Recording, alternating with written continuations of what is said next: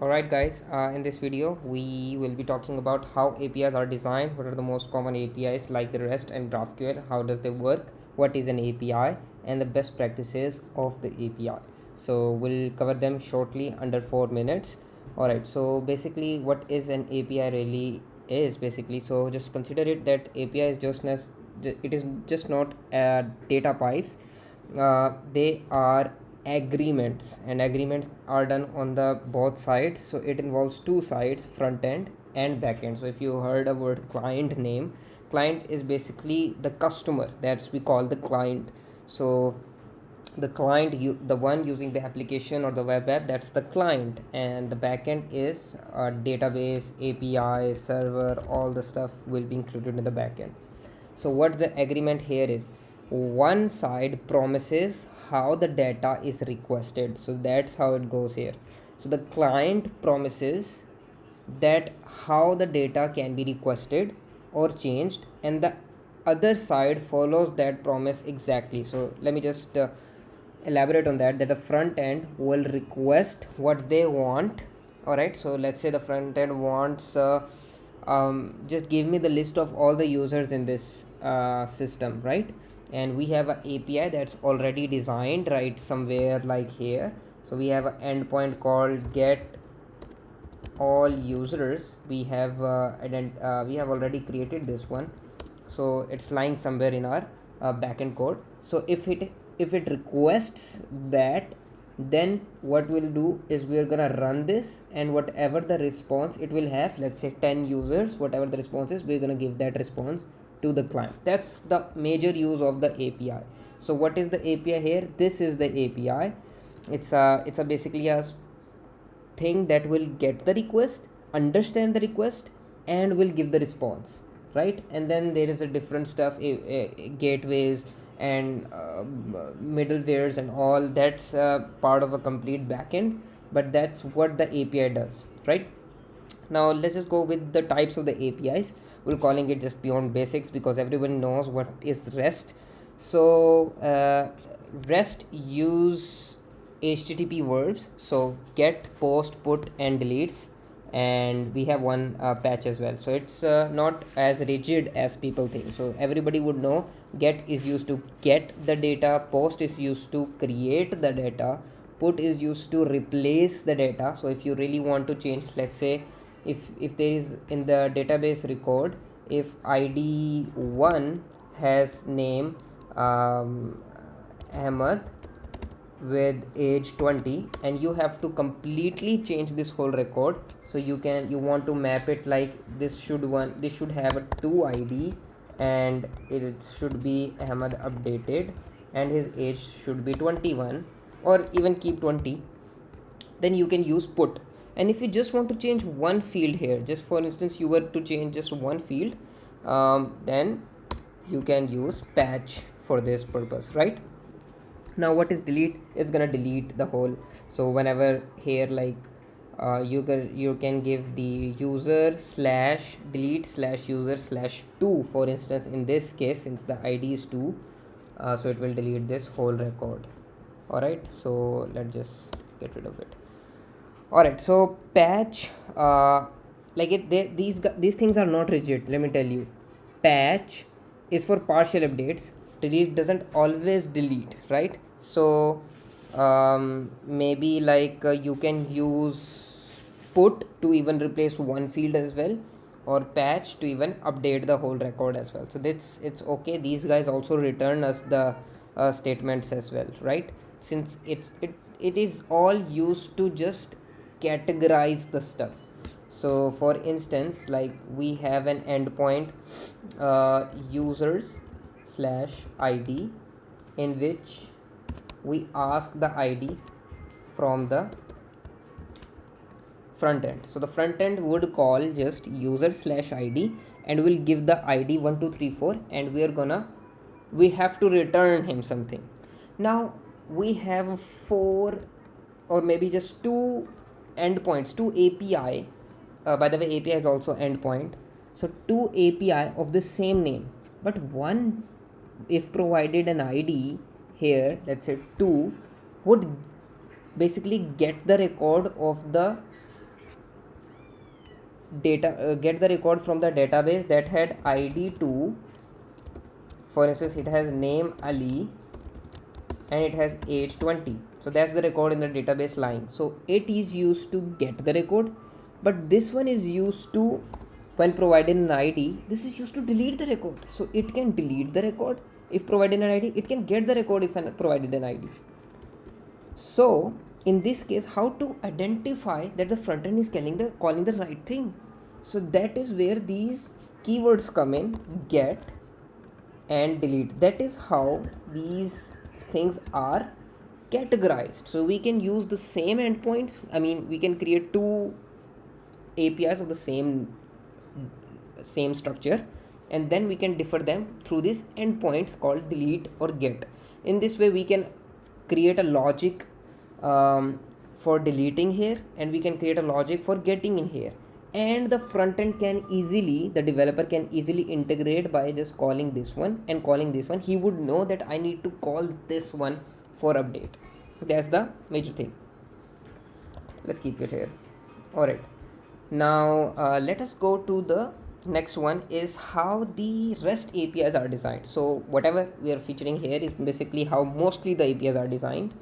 So first of all, when a developer designs a REST API, it starts with the resources, like let's say the module they are designing. So let's say they are designing one of the basic module is users module or the products module. Then the first thing they has to do is first identify what module you are going to be creating. So what is the module? Just clear out the spelling here. So what is the module? So it could be a user module. If it is a user module, it would have create a new user, get the new user, or maybe get the new user, that is used for sign up, and that is used for login, and update the user, since in profiles we can also update the user as well, and delete the user, maybe delete account, one of the basics ones for the user. That's why we give an example using this one, since it is really basic and it involves all of the steps. So let's say we have to create this one. Now we need to define the routes. That's where this part come in. Like we define, first of all, design the structure that what routes I'm gonna be defining. Let's say, for example, like I will be designing something called user slash, for example, for getting the user I will use get and user, and I will require an ID, and that's it. Alright, that's for the get user. So whenever the ID is provided, and he is going to use this whole endpoint get user slash ID by providing the ID, that is used for getting the user. For logging, for creating the user, I will do post and create user, and we'll just include ID, and since it's a post, we'll use name, since we are providing the name as well, and since use age as well. So all the data gets filled in, right? Whenever the user is going to call with these values inside, which he's going to take it from the body. So there's a separate thing, the body, which the front end includes the payload in. The payload is basically sending of the data. Anyhow, so that's defining the routes. You design it, and then you decide what is going to be the format of the input you're going to take from the front end and the output. So what is this going to take? What is this going to provide? So in this case, this is going to take, let's say, integer ID as input, and it's going to return JSON as an output with like ID name, like this ID name and etc. And then we add additional stuff. So the API has been designed, we write the logics, and then we add an additional stuff called authentications. So let's say if this is the get user, we must need to show that the user is already logged in, he has completed the authentication by entering his email and password, and then he can get his own data, or maybe then he can update his own data if he has logged in. So we add the authentication. There is various method of the authentication called JWT, token, and simple authentication, simple auth, and OAuth, that's the Google one. There's a lot of one, a bearer one. All right. um, yeah, simple, you can say tokens, simple tokens. That's a lot of, so you add a basically authentication and handle the error. So let's say if I was to call this API update user, and I do not provide these tokens of the authentication, then it's gonna give me an error, hey, you don't have the access. All right, that type of stuff. And then you have to have document everything. That document means creating something called postman, so that front end knows what is the response input and etc. There's a new tool called API dog to try it, and famous tool for REST is Swagger. Alright, it's basically a collection of all the APIs. So for instance, all these APIs you're going to create here for this module, you can just create a Swagger or a postman links, which you will give it to front end, so that they would know, all right, you have this user module and then you created these 4 APIs. These 4 APIs requires integer input and JSON output. These are their endpoint names and routes. So that's the basic documentation you give it to the developer for integrating. On the other hand, GraphQL is just flipping the design logic. Instead of creating multiple endpoints like get, post, put, delete, what GraphQL deals with just the simple one endpoint. So every query has to be, for instance, let me just update this. Let's just do this like www.xyz.com/GraphQL, right? Or in your local host, it has to be www.localhost/3000 slash. In REST we used to do get slash user id, but in GraphQL we do GraphQL.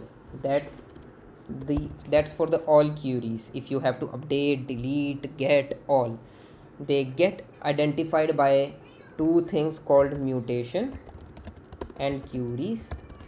Mutation is for updating the data and query is for just getting the data. So mutation includes deletion, creation, updation, and query is just for get. Alright, so query is get only and mutation is others. Alright,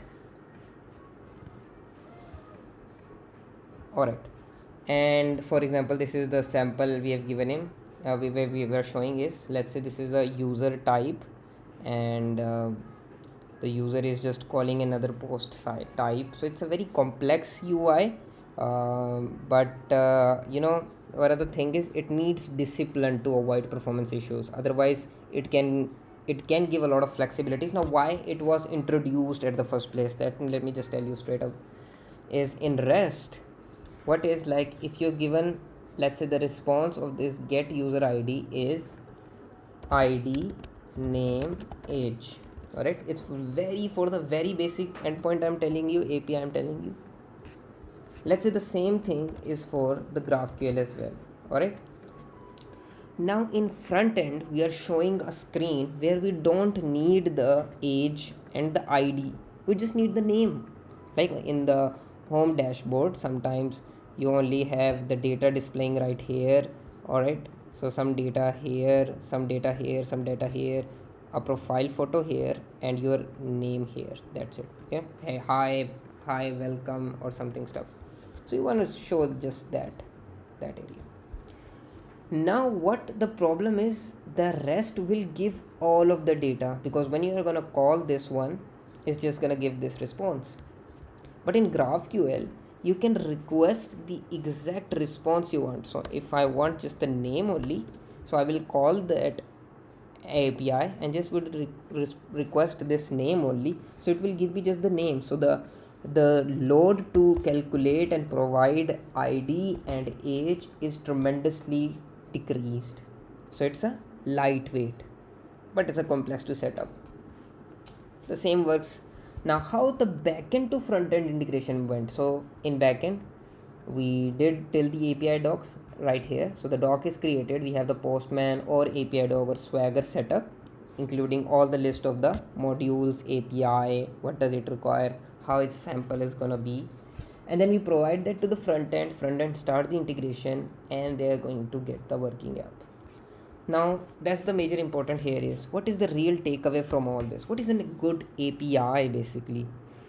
So good API are not just endpoints, they are the system designs. Like their response are consistent, that's the one thing. Their communication is secure, they have the proper authentications, and they are well documented. That is so important, and that's the major difference between the junior and the senior devs. And they are scalable. And what does the scalable means? The scalable means that the system can handle more load, more users, more requests, more data without breaking. So it should not break or slow down too much.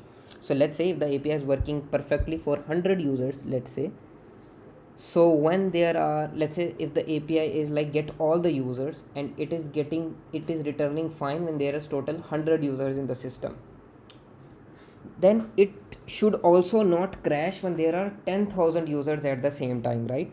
So system can grow and the API should respond quickly. And again, it is linked with the server and all, but there's different techniques for it. The server load, that is purely understand, if you will not give much power to the server, the API is gonna get slowed down. But the following techniques are caching. So what is caching? Just giving you an overview. Caching is basically temporarily reducing database hits. So it is used to reduce database hits.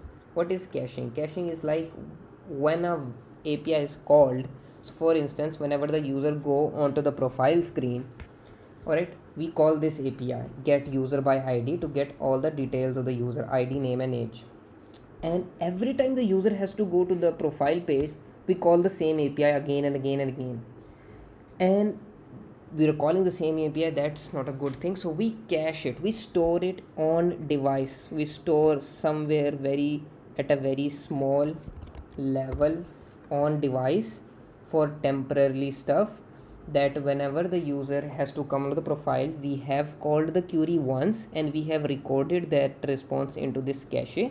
So whenever he's going to come back onto the profile again, we're going to get the response from this local DB of the device, either it's browser or mobile, rather than calling the API and getting the data from the database. That's caching. And the other is this two thing I'm telling is the pagination. Pagination is avoiding massive responses. That's in simple word. Now I given you an example that if there was a query and it is used to get all users. Now if there are 100 users, it is not a good practice to show all the 100 users at once. The good practice is basically, let me just copy it, right? So this one, if the user returns 1000 records at once, this one is not a good practice. But if we do something like called pagination, so it has a page 1 and limit 20. Limit is basically we're saying that whenever you go on a page and it's gonna say there is a small pagination stuff which we press and we select 10, 20, 50, 100, that's the limit we are setting, that only get out of those 100, only get the first 20 users. We are calling it a page 1. And then on, let's say Amazon, we press on the page 2 and then it's gonna show the different 20. That's the pagination. So it gets small amount of data to fetch the data quickly. So that's the two things. Alright, that's all pretty much it regarding the API and endpoints. So I'm wrapping this in a whole complete block, and it is available as well. If you really want to check this out, I will share it into the comments. That's all pretty much it. Catch you guys in the next one. Peace. Also don't forget to like and subscribe.